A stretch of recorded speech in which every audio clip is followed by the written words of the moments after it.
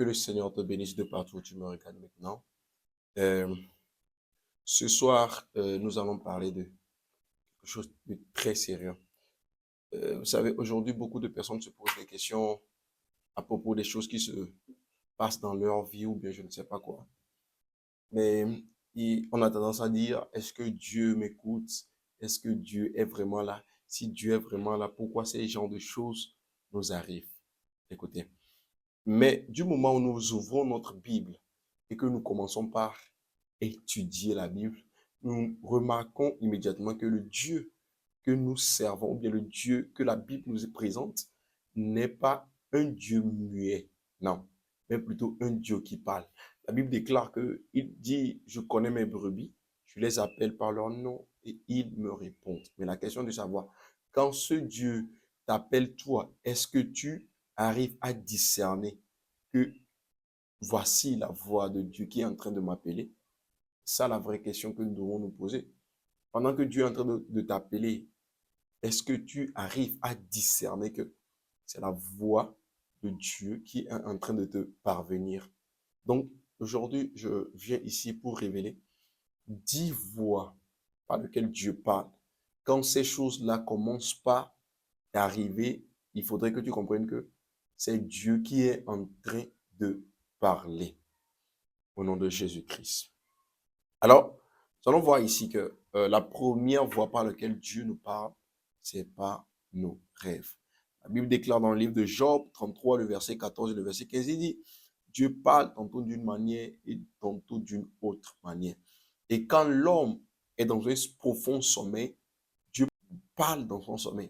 Donc, nous devons comprendre que ici, la particularité ici, c'est que tu sois chrétien, que tu sois bouddhiste, que tu sois, je ne sais pas quoi, Dieu parle au travers de nos rêves. Donc, il y a certains rêves que tu as, il faudrait que tu comprennes que c'est la voix de Dieu qui est en train de te parvenir. Il y a certains types de rêves que tu fais. C'est la voix de Dieu qui est en train de te parvenir.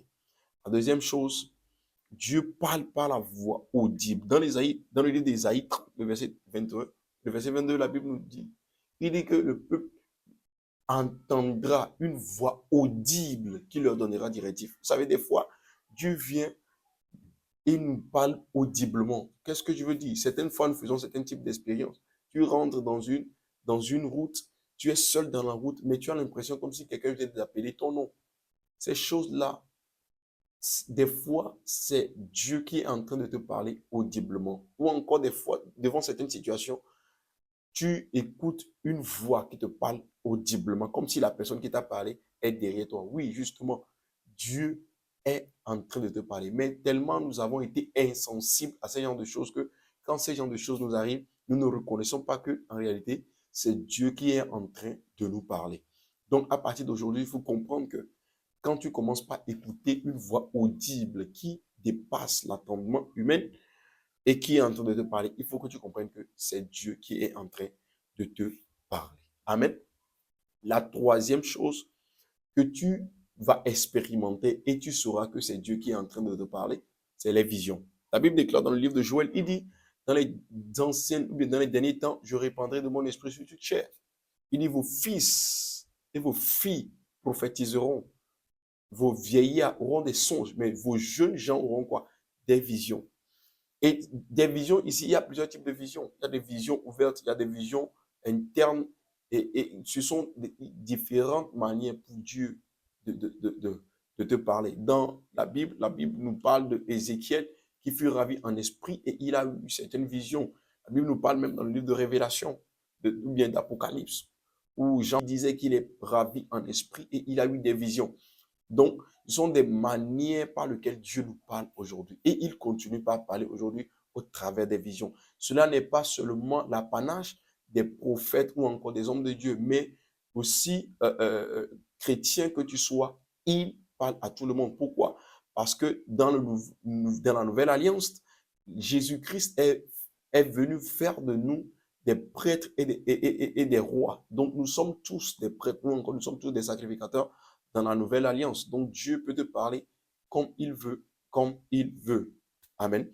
La quatrième chose que tu vas expérimenter et que tu vas savoir que Dieu est en train de te parler, ce sont des mots prophétiques ou encore ici, paroles de connaissance.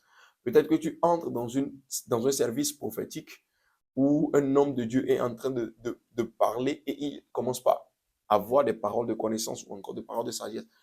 Dieu va te parler au travers de ces paroles de connaissance ou encore au travers de ces paroles de sagesse. Alors Dieu peut te parler au travers des paroles ou de mots prophétiques. Amen. Dans le livre de Matthieu 13, verset 10, la Bible déclare que Jésus parlait à ses disciples au travers des paraboles. Donc, la troisième chose par laquelle Dieu peut te parler aujourd'hui encore, c'est au travers des paraboles. Donc, aujourd'hui, quand tu commences par avoir dans ta tête, ou bien certaines personnes qui commencent par te parler au travers des paraboles, que tu as l'impression, comme tu ne comprends pas trop, comprendre que Dieu veut passer par cette parabole-là pour te parler. C'est la voix, c'est sa voix, c'est sa voix par laquelle il est en train de te parler. La sixième chose, c'est la Bible que nous tenons. À chaque fois que nous tenons la Bible, nous devons comprendre que Dieu nous parle au travers de la Bible. Amen. C'est sa parole inspirée. Alors, à chaque fois que tu t'approches de la Bible, Dieu est en train de te parler. Troisième chose, septième chose, voilà, nous sommes à la septième chose plutôt. La septième chose par laquelle Dieu parle aujourd'hui, c'est la prière. Amen. D'abord, la prière. Des fois, la prière c'est vrai que la prière simple, Dieu passe par la prière simple pour nous parler. Voilà pourquoi il dit, invoque-moi au jour de la détresse et je te répondrai. Ça, Jérémie 33, le verset 3. Alors, quand tu entres en prière, Dieu va te parler. Mais je veux aussi faire, comment on dit, un point, une fixation sur un type de prière par lequel Dieu parle. C'est la prière. Jean-Paul, je donne un exemple. Tu es là et pendant que tu es là, tu te réveilles à une heure pareille dans la nuit où la seule chose que tu as envie de faire, c'est de prier. Ça, c'est un poids de la prière que Dieu met sur toi. C'est sa voix. C'est un moyen par lequel Dieu est en train de te parler. Amen. La huitième chose, c'est une conviction du Saint-Esprit. Tu ne sais pas, tu veux t'engager dans une affaire, mais il y a une voix à l'intérieur de toi qui te dit non, ne le fais pas. Ou encore, tu voudrais faire quelque chose, mais aussi longtemps que tu veux faire cette chose-là, il y a quelque chose en toi qui te dit non, n'y vais pas, ne le fais pas. Comme une conviction du Saint-Esprit qui est à l'intérieur de toi. Comprends que Dieu parle aussi au travers de cela. Après cela, nous avons aussi notre expérience par laquelle Dieu passe pour nous parler.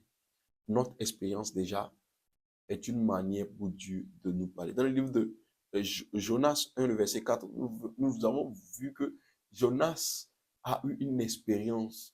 Et l'expérience que Jonas a eue a compris en même temps, pendant que le bateau était en train de vouloir faire naufrage, Jonas a compris en même temps que ces types de choses qui sont en train de se passer présentement, c'est sûrement Dieu, son Dieu qui l'a envoyé et qui l'a refusé, qui peut faire ces genres de choses-là. Alors il a dit immédiatement aux gens qui étaient dans le navire avec lui que en réalité, c'est lui la source du problème. Pourquoi? Parce qu'il avait eu déjà certaines expériences. Il a appris de ces expériences. Amen. Et la dernière chose, la dixième chose par laquelle Dieu parle aujourd'hui, c'est l'adoration. Écoute, j'ai mis cela à la fin pour te dire que l'une des choses qui ouvre vraiment nos sens aujourd'hui pour que nous puissions avoir accès directement à la voix de Dieu, c'est l'adoration. Quand tu entres en adoration, à partir de ce moment, nous avons accès à la voix de Dieu. Alors que le Seigneur te bénisse maintenant de partout. Tu m'écoutes maintenant et que tu me regardes maintenant. Que le Seigneur te bénisse. Et je prie qu'à partir de maintenant, tes sens spirituels soient ouverts pour que tu puisses avoir accès à la voix de Dieu à partir de maintenant. Au nom de Jésus-Christ. Amen, amen.